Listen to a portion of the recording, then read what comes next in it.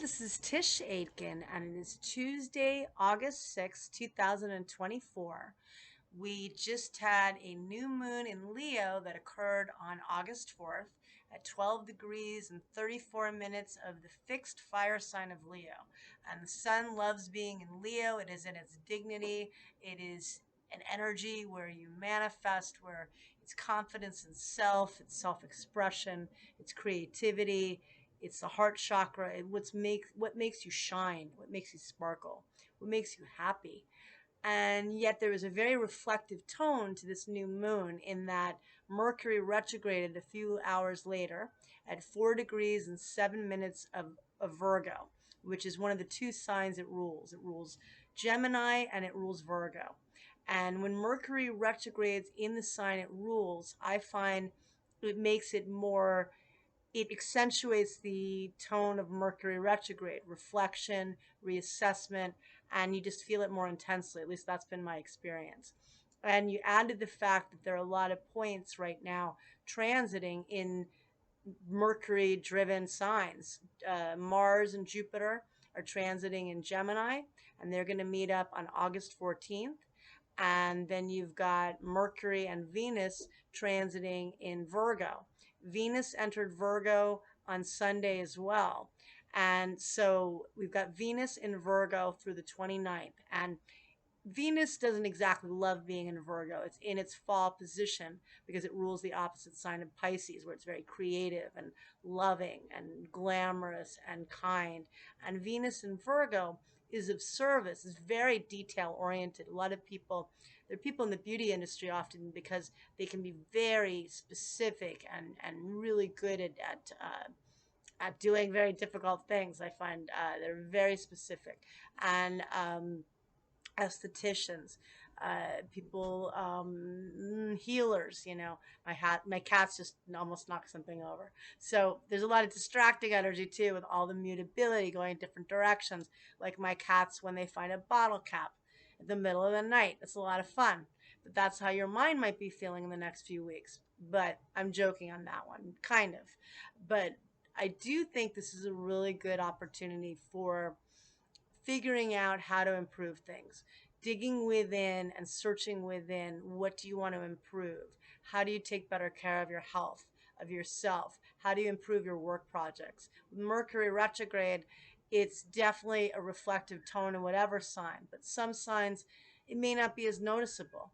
Pay attention to where Mercury, where 4 degrees of Virgo falls in your chart.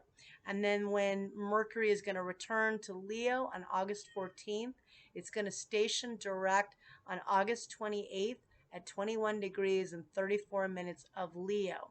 And it got to 21 degrees of Leo on July 17th.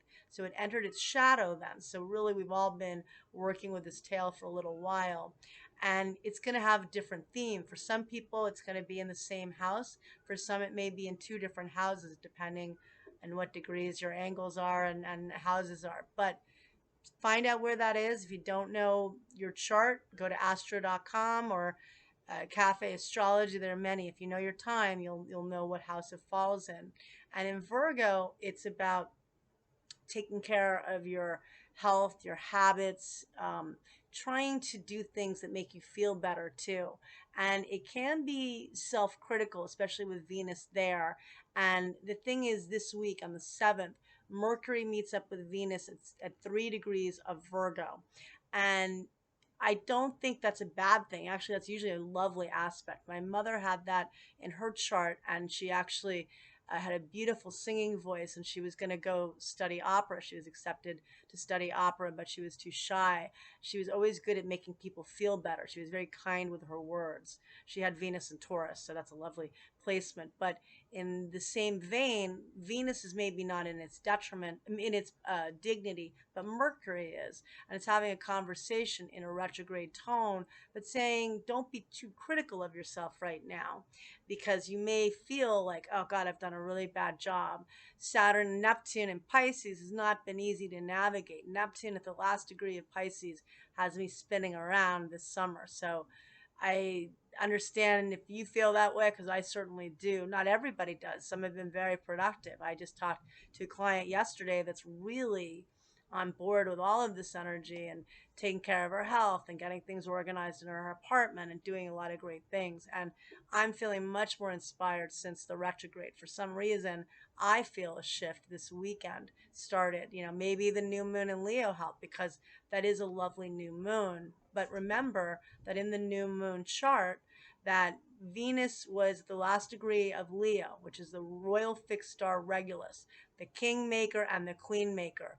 That's the degree of the sun of my two cats that are running around like crazy. They have their sun at Regulus. They were adopted within 2 hours of being put out, and in the store, and they're brothers, and so they weren't separated too. They got pretty lucky, and Regulus gets pretty lucky, and so we had Venus at a lovely placement. It was yet to change signs and ingress into Virgo, but it was forming a difficult aspect to Neptune. Neptune is at the last degree of Pisces, and that's the fixed star known as Shiat, which I think we really should be focused on because that is a difficult one connected with self undoing and with drowning, could be drowning in one's misery, one's self pity, feeling lost at sea.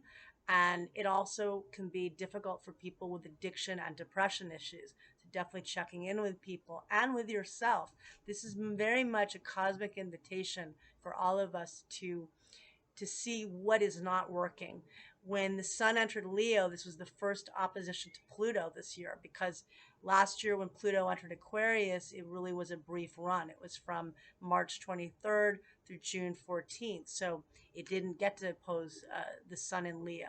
This year it did, and it will for now the next 19 years. And so with that said, it's what are we releasing? What are we letting go? That full moon in Capricorn, lest you forget, that was at the final degree of Capricorn conjunct Pluto. And Pluto in Aquarius, what are we evolving and transforming for the future with that last degree of Capricorn, where Pluto ingresses back on September 1st through November 19th? Well, that was the day Biden stepped down. There have been a lot of things in the world going on, politically. And so we know that with corporate and political structures, there's going to be a lot of change and things happening in that case. I think that was a preview of when Pluto does enter Capricorn again from September 1st through November 19th. But in our own lives, what do we need to release and let go of in order to go towards Pluto and Aquarius, that new story? Aquarius is about the future in itself, but anything at a new degree, 0 to 2 degrees, is early degrees of a sign, especially with a really slow moving planet like Pluto. What are we trying to evolve? We all know we're being inundated with things like AI, and whether we like it or not, we're going to have to work with it more. And we're in a very digital age, but it's coming to a whole other level. So, that's something to think of. But right now, it's also, getting into nature. Virgo is an earth sign. Taking care of yourself. Some people are maybe improving their appearance. Maybe they're going on a diet, or they're working out, or they're I know Mercury retrograde. You can get your hair done with Mercury retrograde. It's not Venus retrograde. Maybe you're not going to do something radical, but really eating better, or maybe focusing more on your work habits. Like me, I've been feeling very spaced out because I'm in a Neptune transit. It's been hard to focus. This weekend, I knew I wanted to write a long article capturing all of the energy happening right now. So I finally was able to focus. With all this mutability, the Gemini Virgo energy right now, and we're going to have a mutable T square in the middle of August. It's going to be very intense with Mars conjunct Jupiter. They're going to conjoin on the 14th of August, which is the day that Mercury returns to Leo. And so that, and then we're going to have Venus and Virgo opposing Saturn and Pisces.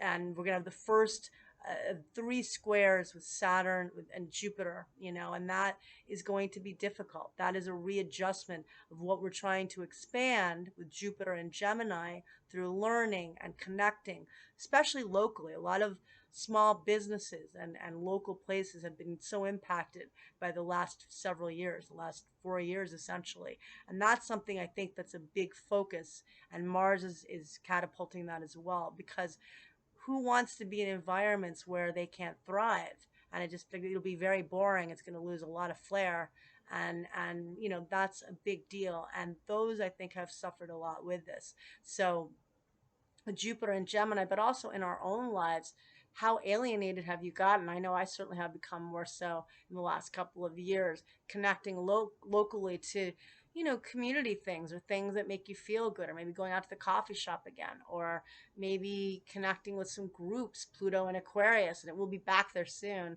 at the end of November. So, community or organizations, or getting more into metaphysical type things, which obviously I already am, but getting more involved. And if you feel a lot of anxiety and depression with Saturn and Neptune and Pisces, then thinking about how you can do things to to learn. Maybe you're learning more about metaphysics in some capacity, whatever that might entail. And so with this, whether it's maybe going floating, that would be a great thing with all the Pisces energy too. Go float. I have a client that floats a lot, and she says it's like several hours of sleep.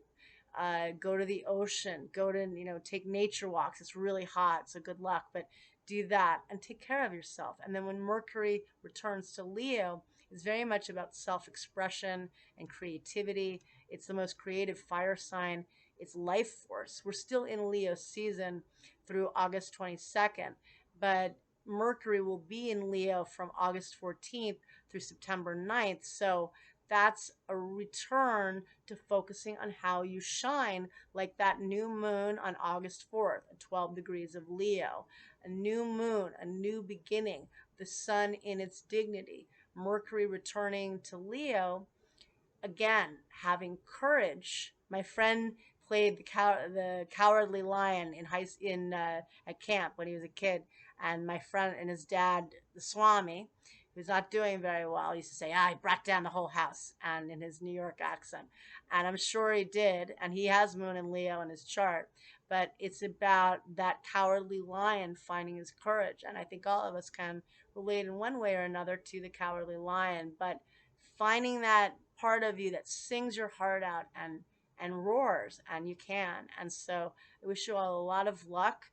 We're definitely dealing with the retrograde energy, but I don't feel that is a negative thing, because again, it's reassessing what is working and what it's not, taking better care of yourself with the Virgo energy, which is really about health and routine and self care and being of service, helping others. But I think it's really important with all this Piscean energy too to take care of yourself, because if you can't take care of yourself, you cannot take care of others. And so let's get through this. The middle of the month is going to be wacky. I'll talk more about that. I'm getting my wisdom tooth extracted on Monday. Not that I have a lot of wisdom to release, but so with that, I don't know if I'll be on early next week. I hope to be, but I might have a really swollen face, and it may be painful, but I will write about it if I can't come on. And so I'm doing an event at Gem Life in Pittman, New Jersey, on Friday.